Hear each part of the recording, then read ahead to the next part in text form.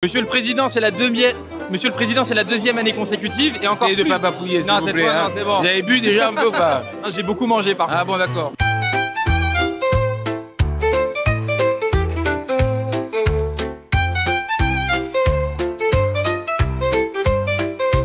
Vous avez une idée du nombre de restaurants cachers Beddin en Ile-de-France? Bon, je dirais plus que 1000. 600. Un peu plus que 200, je pense. J'aurais dit une soixantaine. 800. 180. 180, ouais. Je suis avec le docteur Emmett Brown.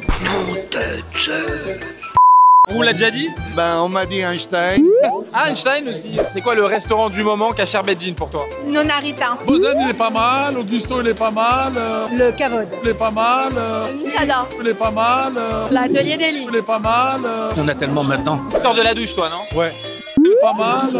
Nina Sushi ou China Lee? Le Nouba. Shinzo. Le Boas, c'est pas mal. Ah, j'en ai plusieurs. Chez Lily, quand même, une institution. Il y en a beaucoup, alors je vais avoir beaucoup d'ennemis après, donc je vais m'arrêter là. Pourquoi est-ce que vous êtes venu aujourd'hui? Par curiosité déjà. Je vais être franche, c'est vrai que ça fait pas très longtemps que je mange strictement cachère. Ça nous apporte de découvrir des nouveautés. Parce que j'ai vu l'affiche sur Jubuzz, j'ai dit c'est obligé que je sois là. Moi j'aime bien le fromage, donc ça m'a permis de découvrir des fromages et cachères. Se retrouver là tous ensemble, avec autant de monde, quand on voit toutes les problématiques de lutte contre l'antisémitisme aujourd'hui, c'est important de montrer que voilà, on est dans la résistance et qu'aujourd'hui manger cachère à Paris en France, c'est possible et c'est joyeux. Il y a plus de 40 exposants très diversifiés, du Khalavi, du Bassari, ils sont là, il y a une homogénéité, tout le monde est content, c'est bon enfant et c'est ça la grande famille du consistoire et du Beddin de Paris. Ravel qui est-ce? Vous êtes fiers de vos petits poulains ou pas? Écoutez, vraiment, je suis ravi de voir tout ça. Tout ce qui s'expose, tout ce qu'on est capable de faire, c'est extraordinaire. À votre avis, pourquoi la plaque du Beddin elle est de couleur orange? Oula, j'en ai aucune idée. Pour attirer l'attention, C'est après l'orange, c'est le rouge, on s'arrête. Attention, pas de feu vert. Le feu rouge nous dit attention, Hachem te regarde. On va s'arrêter là, hein, on y va. Est-ce que vous pouvez me donner le nom d'un restaurant cachère qui a marqué votre jeunesse? Il y avait Gagou à l'époque. Gagou? Gagou, oui, t'as pas connu. Les ailes. Ah, je me rappelle plus la vérité, il y a trop longtemps. Hein. Il est pas mal. Le News. Le karaoké exact. dans ma jeunesse, c'était la guerre et il n'y avait pas de restaurant cachère. Voilà, c'est vrai. Écoutez, je vais rentrer chez moi et me coucher. Merci pour cette réponse. Merci infiniment, monsieur. Bonne journée. C'était une caméra cachée qu'on a réalisée avec le consistoire. Ça fait 3 semaines qu'on est sur ce gag. En fait, il y a une caméra ici, il y en a une autre là-bas et il y a une autre là.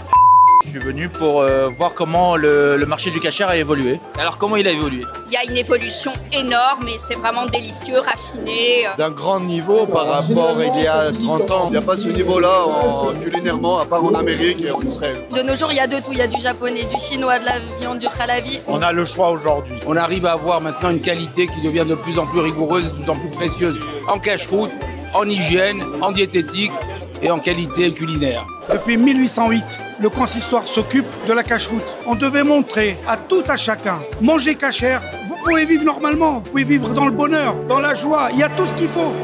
C'était une belle initiative du consistoire de Paris Île-de-France d'avoir rassemblé toutes ces spécialités au-delà du 17e. Là, c'est l'Île-de-France, c'est Paris, c'est l'excellence culinaire cachère. Et donc voilà, moi je suis très heureux de découvrir aussi, parce que je connais pas tout. C'est intéressant et je vais écouter la conférence du docteur Cohen. Docteur, est-ce que c'est compatible de manger cachère et manger sainement? Oui, c'est compatible. Personne n'a inscrit dans la Torah qu'il devait y avoir à chaque Shabbat 14 salades, 3 plats simpo, 2 desserts, de l'alcool, de la bourra et avant un peu de boutade. Franchement, vous exagérez. Et pourtant, je le mange. Monsieur Tapia, pris en flagrant délit, en train de grignoter. Vous avez exposé en fait des produits parmi les 3000 produits qui sont sur la liste autorisée? Exactement ça. Ici, donc, ce n'est pas des produits certifiés, ce sont des produits autorisés. Ce sont des produits que vous trouverez sur la liste. Et on a voulu comme ça donc les exposer pour que les gens, au moins, ils ont un visuel. Je suis donc passé d'abord par le stand des pizzas, j'ai dû goûter. Ensuite, par le stand du pâté en croûte, j'ai dû goûter. Ensuite, par le stand du fromage, j'ai pas pu goûter. J'avais mangé le pâté en croûte. Ensuite, ils ont voulu me faire déguster un sorbet. Là, je vais attaquer les traiteurs. Eh ben, je pense que c'était un piège aujourd'hui pour moi. En tout cas, Jubuzz, je suis fort soutien avec vous. Je vous adore. Il est pas mal.